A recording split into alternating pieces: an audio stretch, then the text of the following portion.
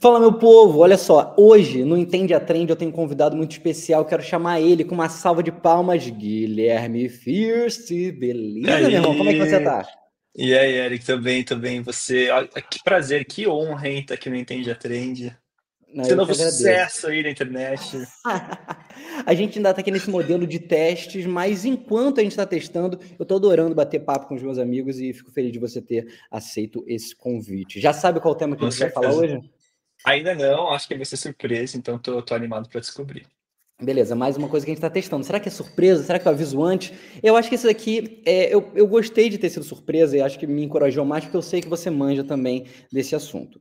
Que é o Vamos ver. seguinte: a gente vai falar de inteligência artificial, mais especificamente sobre um tema que está muito na trend nas últimas semanas, que é o lançamento dessa nova inteligência artificial, que é o DeepSeek. Você viu essa notícia rondando por aí, cara?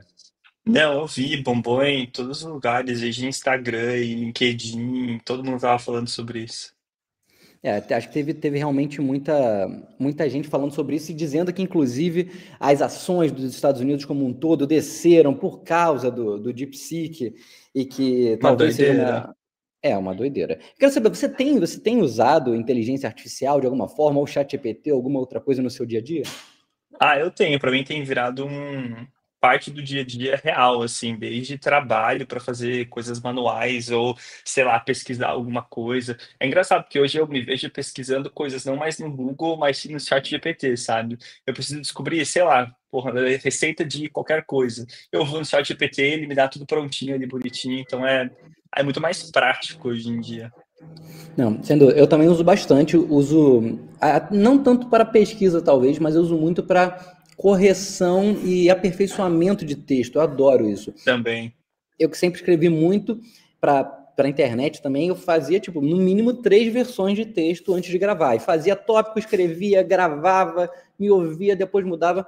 No chat GTP ele acaba dando uns passinhos a mais nessa frente, né? Então, Sim. você acha que o chat GPT tem como dar uma preocupada na Google de uma forma geral, até nível de pesquisa, como você estava falando? Cara, eu acho que eu acho que sim, mas de algumas formas, né, porque eu acho que as pessoas estão mudando muito o comportamento de como elas usam a internet. Você fala, sei lá, 10 anos atrás você tinha só o Google, essa era a sua fonte de verdade para tudo, e aí hoje em Uhum. dia se quer comprar alguma coisa, você precisa ter produto, sei lá, numa Amazon da vida, você não pesquisa no Google. Ou você quer assistir alguma coisa, você pesquisa direto no TikTok, você quer um tutorial de uma receita de qualquer coisa. Então eu acho que o ChatGPT acho que meio que entra como uma dessas tecnologias que as pessoas vão acabar incorporando no dia a dia como se fosse uma extensão delas, assim, sabe? Mais uma fonte de pesquisa, né? Para não ser só o Google como grande Exato. sabedor. Não, é É. interessante. Mas, Gui, você me relembra que você já trabalhou com algumas empresas gigantes assim desse mundo tech. Me fala um pouquinho de quais foram essas empresas. Sim, não, eu tive umas oportunidades super legais de trabalhar quando eu estava morando no Brasil ainda, né, em Google, Amazon, YouTube, então esses grandes nomes aí de empresas de tecnologia foram experiências super legais, assim, muito bacanas, e acho que deu para entender um pouco, assim, de dentro como é que tudo isso funciona, sabe? Não, eu estava pesquisando um pouco sobre a questão da inteligência artificial num todo e estava fazendo uma relação entre o que se fala do que é o por trás das câmeras da inteligência artificial, que seria um pouco dos programadores, né, da ciência por trás, mas ainda tem um nível ainda anterior, que é como que esses modelos são treinados. E aí, refletindo com um tipo de trabalho que talvez a gente até tenha ouvido falar, que é sobre as pessoas que ficam identificando. Será que essa bicicleta é uma bicicleta? E a pessoa vai lá dar o corretinho. Ou seja, um trabalho manual, mas feito por humanos, que é o que alimenta também um pouco daí. Eu tô certo, Gui? Me diz um pouco sobre isso. É, exato. É engraçado porque aqueles sistemas de captcha, de validação, do tipo, ai, você tem 9 quadradinhos, escolhe quais desses aparece uma escada, um carro, uma bicicleta. Isso que a gente tem que fazer para autenticar, às vezes, e fazer login num site ou acessar qualquer coisa, isso está sendo usado para treinar esses modelos também. Então, a gente, na verdade, como usuário de qualquer coisa na internet, também está ajudando todas essas empresas a treinar esses modelos de IA. E a gente, às vezes, nem se dá conta, a gente nem percebe que isso está acontecendo. Isso é uma coisa que meio que te assusta de alguma forma. Esse. esse padrão de estamos ajudando a IA a ficar cada vez mais forte, é uma coisa tipo, vamos ser substituídos no futuro. Como é que é o teu pensamento sobre cada vez mais a presença da inteligência artificial na nossa vida, nos nossos trabalhos, no nosso dia a dia? É engraçado, porque eu sou uma pessoa eu venho de uma área técnica, eu me formei em engenharia de computação na faculdade, então, em teoria, eu deveria ser uma pessoa muito bem entendida de tudo isso, mas na verdade não.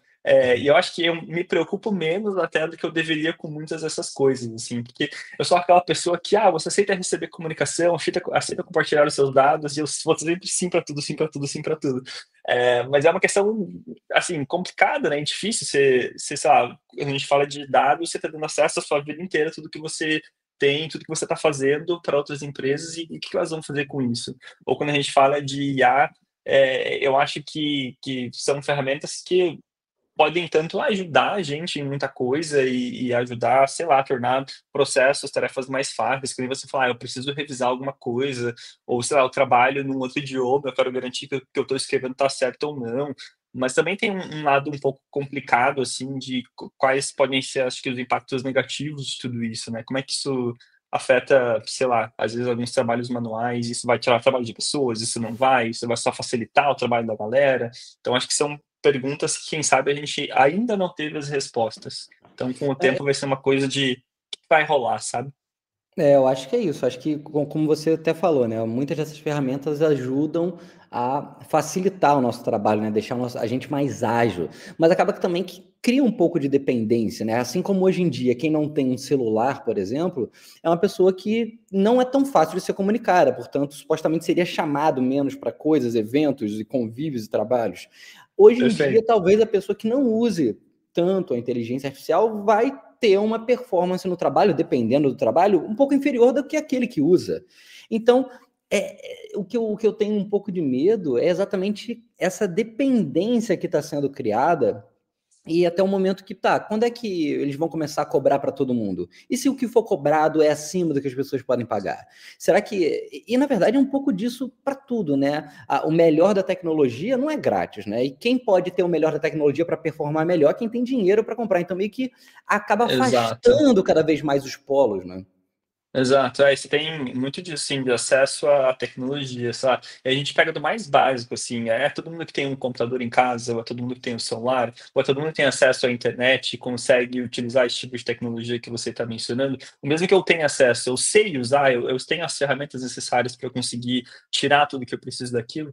Então acho que são várias camadas, assim, sabe, que a gente vai, percorrendo e isso vai limitando cada vez mais certas coisas, eu acho. Então, E você você tem as 2 vias, assim, você tem o facilitador de muitas coisas, mas também pode ser sei lá, uma barreira para outras. Mas aqui para a gente não ficar em cima do mundo, você acha, em cima do muro, você acha que vai ter um futuro bizarro pela frente com essas evoluções ou vai ser um futuro muito positivo? Ou você acha que vai ficar na mesma com alguma polarização? Me conta. Eu acho que vai ser positivo, assim, eu sou uma pessoa otimista no geral, então eu diria que isso tudo está vindo e surgindo para tornar a nossa vida mais fácil e melhor no futuro. Eu acho que no meio do caminho a gente vai errar e vai fazer muita cagada, com certeza, mas acho que no final das contas a gente vai, sei lá, perseverar, eu diria, e acho que vai ser positivo no geral. Eu gosto do seu pensamento positivo. Eu não sei se eu concordo tanto. Eu queria mostrar para você aqui essa imagem que é o seguinte: é sobre a posse do Trump, o evento da posse do Trump, com a Uhum. presença de pessoas muito influentes, principalmente do mundo tech. Deixa eu ver se consigo tirar aqui o som só para a gente ver. Tem ali o Elon Musk, tem o Tim Cook, tem quem mais que a gente pode falar que é bizarro. Tem o Sundar, que esse é o da Google, É né, o da presidente da Alphabet, Google, aham. da Alphabet, exatamente, o Jeff Bezos, o Mark Zuckerberg. Ou seja, quando a gente vê líderes, não só líderes a nível de financeiro, né, pessoas milionárias, mas eu estou falando também pessoas que têm plataformas que influenciam o mundo inteiro, né? A Google, o YouTube, a Meta, Amazon, ou seja, fazem Sim. parte da vida das pessoas e estão ali meio que endossando uma figura política, ou podem estar endossando uma ideologia, seja lá o que for. Eu só estou usando esse exemplo. Agora, Sim. o que passa pela minha cabeça às vezes, isso a gente já viu em alguns casos, acho que foi numa das eleições, como é o que teve? Esqueci o nome do negócio que teve, que eles estudavam, era um programa que estudava o perfil de cada um no Facebook e mostrava especificamente coisas para influenciar a tomada da decisão política. Isso teve um nome, Eu acho que tá lembro, lembrando. foi na última eleição, né, dos Estados Unidos, mas eu não lembro exatamente qual que foi o termo que eles usaram. Mas eu tô ligado. Então, o que me assusta talvez é isso, né? Até que ponto que a gente confia nesses grandes líderes, porque eles dá-se a entender que eles têm uma responsabilidade muito grande pelo impacto que eles causam, mas se eles são de uma certa ideologia, eles podem transformar essa empresa deles, que no final é uma empresa, mais ligada à ideologia do seu dono, do seu CEO. E a gente consegue ver isso até com uma das outras notícias que saiu há pouco tempo, que é sobre a mudança das políticas de checagem de fatos do Facebook, né? Você chegou a acompanhar isso?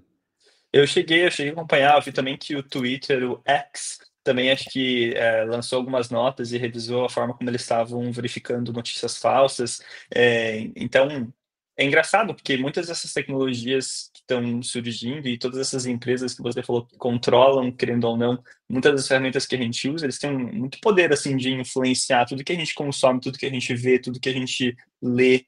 Então é bizarro assim, se pensar que, sei lá, uma empresa gigante, tipo um Facebook da vida, pode me mostrar um anúncio específico no Instagram tentando me influenciar a comprar alguma coisa, ou que eu possa ver uma notícia falsa sem saber que na verdade ela é falsa e simplesmente acreditar naquilo, sabe? Total. E eu acho que isso tem a ver muito também com a questão da inteligência artificial, porque se a gente não tem uma ferramenta de checagem de informação e ao mesmo tempo a gente tem o crescimento do uso da inteligência artificial para criar, não só para ajudar humanos, mas para criar por si só, né, com alguns prompts, Sim, imagens que não são verdadeiras, notícias que não são verdadeiras, até que ponto que a gente não está indo em direção a uma falta de veracidade de uma forma geral, uma falta de capacidade da gente de discernir o que é verdade e o que não é? exato, e os famosos deepfakes, né? Então, você tem hoje não só foto, mas vídeo de falas de pessoas, de vídeos fakes, né? Enfim, que não são verdadeiros, foram criados de políticos ou de grandes personalidades fazendo um comentário que na verdade nunca existiu.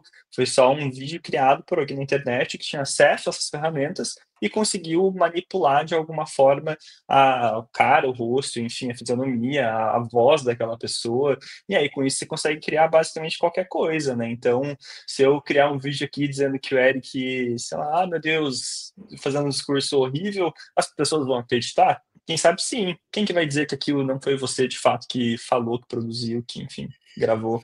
Então é muito Não, complicado, sim. assim.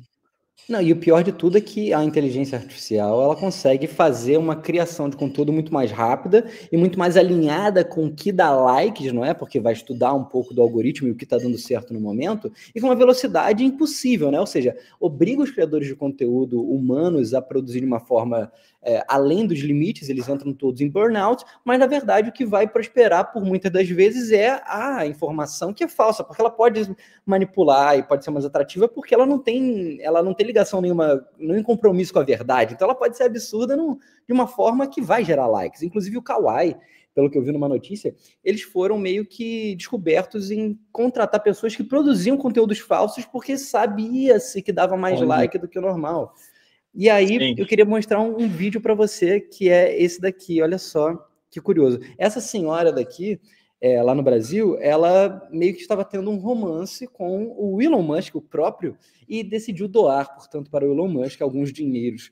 E ela aqui tem um Ele, depoimento no ele final tava que me. precisando, né? Ele Coitado, estava uma pessoa precisando. necessitada, né? Passando por dificuldade, caraca. Exatamente. E o que mais me choca, na realidade, é essa parte daqui, a gente vai ver e vai discutir sobre isso. Vamos lá. Ter, entende? Eu quero o que eu paguei para ter, porque ele me usou e eu não acho justo. Desde que ele é milionário, então ele tem que arcar com as Agora, consequências, entendeu? Mesmo tendo perdido mais de 35 mil reais para aquele que seria o homem mais rico do planeta, a idosa ainda acredita que falava com Elon Musk. Se um dia a senhora ficar sabendo que não é, Não tem como. Não tem como. mas só dele falar, a senhora já acredita? Não, eu via ele. Entendeu? Eu via ele. Então, quer dizer, Que aqui doideira. a gente vê que, na verdade, mesmo ela sendo indagada, não, e se não for verdade? Não, mas não é possível, entendeu? Eu acho que tem muito esse medo, principalmente das pessoas que não estão tão acostumadas com essas novidades, de serem enganadas e acreditarem piamente. E aí tem aquele discurso, tipo, não, eu não estou errada, mesmo provando que está errada, não é possível que eu tenha sido enganada. Sim, Então, assusta um pouco, porque vai chegar um momento que a gente está achando que a senhora idosa não está acostumada, mas vai chegar um momento que a gente também vai ficar nessa confusão. O que você acha disso? exato. Não, eu concordo, eu acho que a tendência, por isso que eu acho que eu digo que a gente vai começar ainda a enfrentar muito problema com isso, apesar da perspectiva de futuro ser positiva.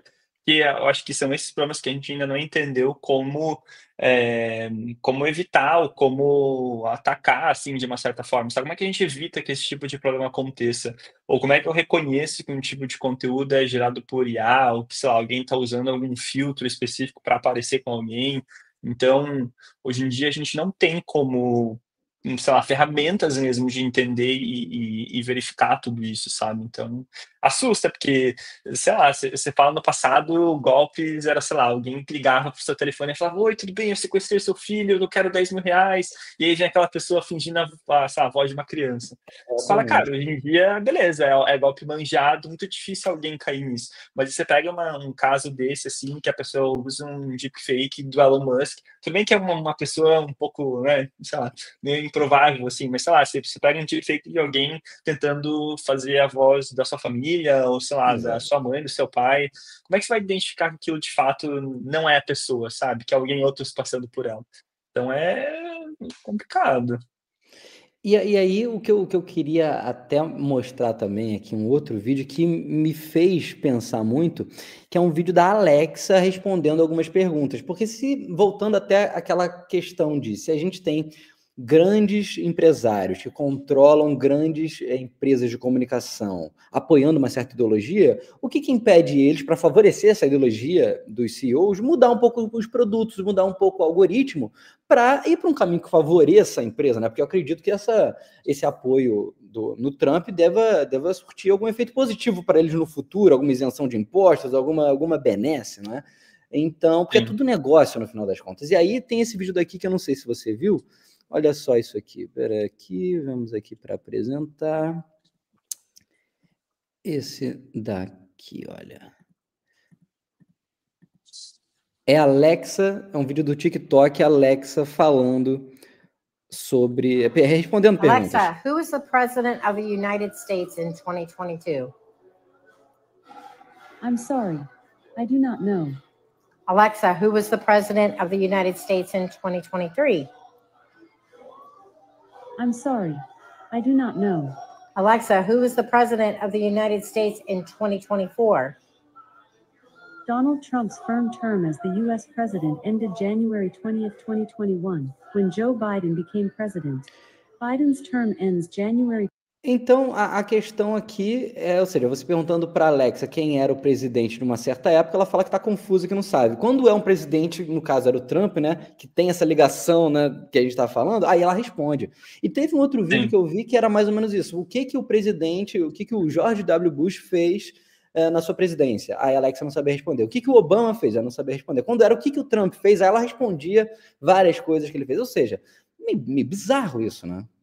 É, muito. E se você parar para pensar, todas essas inteligências artificiais ou todas essas tecnologias, elas são criadas, elas são treinadas por pessoas. Então, no final das contas, qual que é o juízo de valor? Qual que é a regra moral que essas ferramentas usam? É o juízo de valor das pessoas que criam essas ferramentas.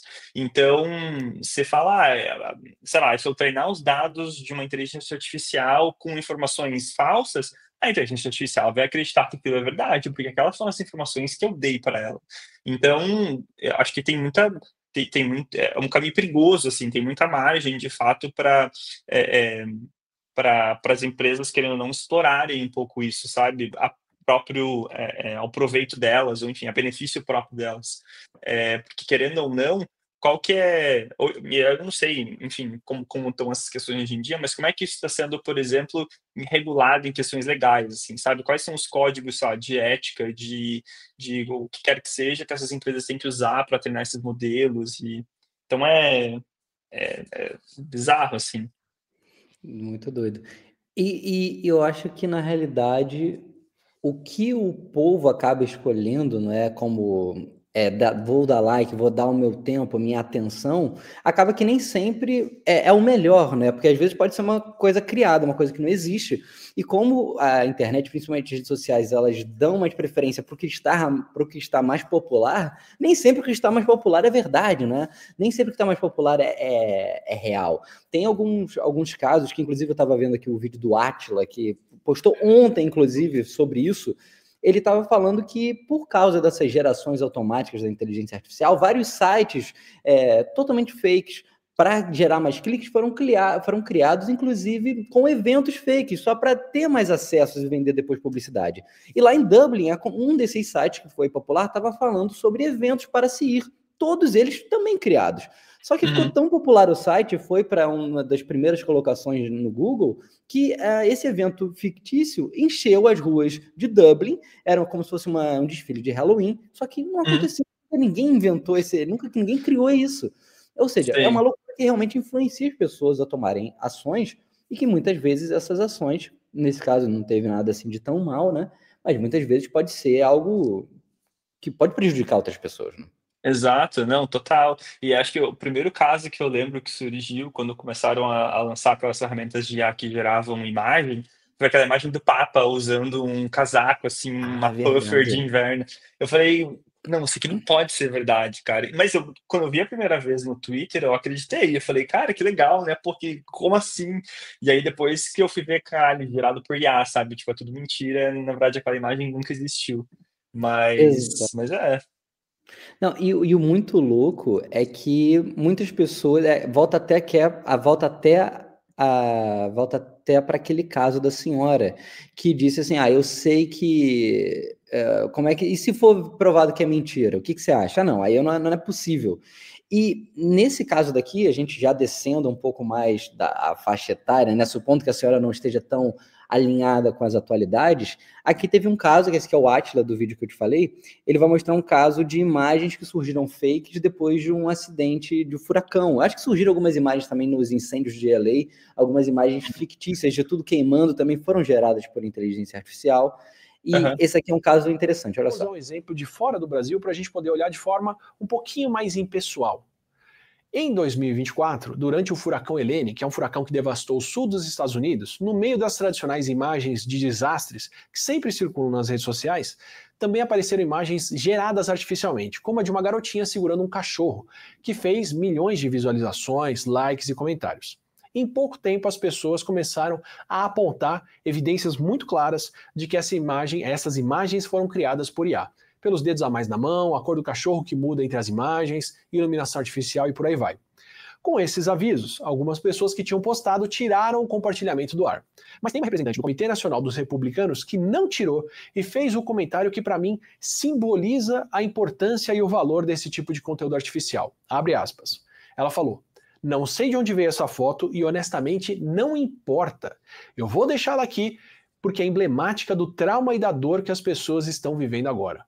Ou seja, não sei de onde veio, não importa, porque é emblemático do que as pessoas estão vivendo. Ou seja, vocês me avisaram que é uma mentira, não importa, porque ela passa a mensagem que eu quero passar e isso vale mais. Ou seja, acaba que essa questão de não importa se é verdade ou mentira, mas já que simboliza o que eu quero passar, eu vou deixar rolar, eu vou deixar essa mensagem se espalhar, pode se tornar algo perigosíssimo, né? Porque se a gente fala de alguém que defende algo que é abominável e que vê uma notícia, sabe que é mentirosa, mas fala, não, vou postar porque isso defende o que eu acho, independentemente se está certo ou não. Né? Ou seja, Exato. Muito complicado. Muito, mas uma notícia legal que eu vi essa semana, porque eu tô morando aqui na Espanha, agora em Barcelona, né? E aí eu tô seguindo as redes sociais de tudo que acontece aqui na cidade. Mas eu vi que a prefeitura aqui de Barcelona decidiu remover todas as suas redes sociais, ou, aliás, todas as suas contas da rede social do Twitter. Então, todas as contas da prefeitura de Barcelona, eram mais de 30 contas diferentes que eles utilizavam para diferentes coisas na rede social, foram removidas. As páginas simplesmente foram excluídas, porque, segundo a Prefeitura de Barcelona, eles não entendiam aquela rede social como uma fonte segura de informação, na qual a Prefeitura, como um órgão do governo, deveria ter tipo, presença social. Então, eu achei super interessante, que eu acho que toca nisso também, de as decisões dessas empresas, às vezes, de não colocarem atenção ou esforços suficientes em cima dessas questões de checagem de fatos, estão gerando consequências também negativas para elas mesmas, sabe? Então, eu acho que vai ser interessante entender como é que tudo isso vai se desenrolar aí para frente, sabe? Não, é verdade. Acho que no final das contas pode gerar também esse afastamento das pessoas, porque não, se não tem essa verificação, se não tem essa proteção, para eu como usuário não ser enganado, não vou estar aqui, né? Algo desse gênero. Bom, cara. Agora, para a gente finalizar, eu queria lançar uma pergunta mais aberta para você, Gui. Como é que Anda. você vê essa questão não só da criação criação de conteúdo pela inteligência artificial e também a sua experiência, né, dentro do YouTube, de plataformas de vídeo? Eu queria saber o que poderia ter nessas plataformas para verificar de verdade se aquele conteúdo pode ser partilhado, se é verdadeiro, ou se é com inteligência artificial, porque o meu medo se a plataforma ganha mais com os vídeos de inteligência artificial, meio que elas não teriam um incentivo para bloquear esses vídeos, porque esses são os que geram mais atenção e que prendem mais o usuário. Qual que seria uma saída? Teria que criar uma nova plataforma, uma nova rede social? Tem jeito? Me fala sobre, Gui. Eu acho eu acho que sim, isso de alguma certa forma deveria ser controlado, porque eu acho que vem muito desses problemas que a gente comentou, assim, sabe? Qual que é a forma que eu tenho de controlar, do ponto de vista de uma plataforma como, sei lá, YouTube, TikTok ou qualquer outra, que um vídeo que é feito, por exemplo, seja postado e isso seja identificado como um vídeo gerado por inteligência artificial. Se eu, como uma pessoa que posta o vídeo na rede social, não marco que aquilo é gerado por IA, a plataforma muitas vezes não tem como saber. Se pega um deepfake desse que é super realista, a pessoa vai achar que de fato aquilo é verdade. Então, acho que a forma como isso precisa ser resolvido vem do lado de onde as pessoas criam o conteúdo. Eu acho que na hora que você cria alguma coisa gerada por IA, aquilo automaticamente deveria gerar alguma coisa que identificasse aquilo como um conteúdo gerado por inteligência artificial, sabe? Para que, independente de onde aquele conteúdo seja compartilhado, as pessoas saibam que de fato aquilo foi gerado por IA. E aí eu acho que tem uma questão muito interessante, assim, quando a gente fala do consumo desse tipo de conteúdo, é que eu estava vendo uma reportagem ontem, na verdade, sobre as tendências das redes sociais para 2025, e eu via muita gente apostando na queda ou no declínio desse tipo de consumo de conteúdo criado em massa, assim, sabe? Ou de conteúdo até curto, como vem fazendo muito sucesso em TikTok, em Shorts, enfim, em Reels, porque, segundo essa pesquisa e esse estudo que essas pessoas fizeram, as pessoas estão sentindo falta de conteúdos que, de fato, elas consigam se conectar ou criar algum tipo de conexão mesmo, sabe, com aquele conteúdo. Você pensa nesses conteúdos gerados por IA, muitas vezes são conteúdos, assim, sabe, que vão te gerar um clickbait ou trazem um tópico ali, alguma coisa mais polêmica que vai te prender, mas elas não te trazem aquela conexão de fato. Sabe, se a gente pensa num YouTube aí de 10, 15 anos atrás, você tinha, sei lá, a galera produzindo vlog, ou a galera produzindo, sei lá, coisas sobre o seu dia a dia. Você conseguia criar uma conexão com aquela pessoa, com quem ela era, com onde ela vivia, com o que ela fazia, sobre o que ela falava. E eu acho que hoje em dia a gente acabou perdendo um pouco disso, assim, desse fator, sabe? Então, acho que eu refletindo, enfim, depois de ler toda essa matéria, eu acho que pode ser uma tendência de inversão nos próximos meses, quem sabe, da gente, como sociedade que consome conteúdo na internet, voltar um pouco, dar dois passos para trás e voltar a procurar conteúdo que de fato seja significativo, assim, sabe? Entendi. Você acha que então que naturalmente as pessoas vão meio que enjoar daquela coisa muito perfeitinha, muito rede social, muito curta e vai procurar uma conexão mais intrínseca, uma conexão mais verdadeira, e essa conexão mais verdadeira viria para um conteúdo mais alongado, um conteúdo mais vlog, um conteúdo mais como era antigamente. Então vai ser que nem a moda das roupas, a internet também vai ser, o passado vai virar a nova moda do presente e do futuro. Eu acho que sim, eu acho que não precisa necessariamente ser um vlog, não precisa necessariamente ser um vídeo longo nesse sentido como era muitos anos atrás, mas acho que de fato um conteúdo que faça sentido no sentido de eu trazer algum tipo de valor emocional, de eu conseguir me conectar com a pessoa, sabe? De eu criar um vínculo, de fato, com quem tá do outro lado me assistindo, sabe? Entendi, entendi. Bom demais. Gui, quero saber quando é que você vai começar ou recomeçar a criar conteúdo online, que eu ouvi dizer que você estava querendo fazer isso. Eu tô aqui nessa conversa com amigos também, tentando descobrir formatos e coisas interessantes. Quais foram as conclusões que você chegou? O que está na sua cabeça? Me conta. Eu queria muito, eu queria muito. Acho que estando aqui hoje no Entende a Trend pode ser um bom primeiro passo aí para acender essa chama de novo, de voltar a produzir conteúdo. Sempre foi um mundo que eu gostei muito, assim, desde antes até de eu trabalhar dentro do YouTube. Foi um universo que eu sempre tive muito interesse. Então, planos para esse ano de 2025 são, de fato, retomar o canal que eu tinha criado lá anos atrás. Então eu quero voltar a produzir conteúdo, eu quero voltar, quem sabe, a estar mais próximo disso, assim, no dia a dia. Mas eu acho que é só eu me planejar, me programar e tomar vergonha na cara, quem sabe, de sentar e começar a gravar. Bom demais. Eu quero saber o que você acha que tá bombando hoje em dia na internet e o que você está pensando em fazer de conteúdo. Essas duas perguntas, que não necessariamente serão a mesma coisa, mas o que você tá achando, cara, hoje em dia tá bombando muito isso daqui, o que é? Cara, eu acho que no meu nicho bomba muito fofoca, vídeo de dancinha e é isso. E coisa de receita. Mas eu acho que hoje em dia na internet, se você produzir um conteúdo bem feito, se você criar alguma coisa boa, tudo tem potencial, eu acho, de viralizar e de bombar. Algumas coisas menos que outras, quem sabe? Alguns nichos menos do que outros. Mas eu acho que tudo bem feito funciona, sabe? E aí, respondendo a segunda pergunta, eu acho que eu pretendo muito falar sobre a minha vida mesmo, porque eu acho que tem tanta coisa interessante acontecendo que às vezes eu paro para pensar e eu falo, nossa, minha vida às vezes parece tão chata. Mas aí se eu penso, eu falo, cara, não, tem tanta coisa incrível, sabe, que eu poderia compartilhar com as outras pessoas e coisas que eu tô aprendendo em processos agora de morar fora do país, de trabalhar em empresas estrangeiras e como é que tá sendo todo esse processo, às vezes dúvidas que eu tinha na época que eu poderia responder hoje em dia tendo passado por todos esses processos e, sei lá, compartilhar coisas do meu dia a dia, assim, sabe? Desde skincare e receitas e coisas que eu cozinho. Então, eu acho que a minha ideia é fazer um pouco de tudo, assim, sabe? Mas como, quem sabe, não até como uma fonte de caramba, vou monetizar isso aqui vai virar o meu trabalho daqui a alguns anos no futuro, mas como uma fonte de expressar ou me expressar de alguma forma, sabe?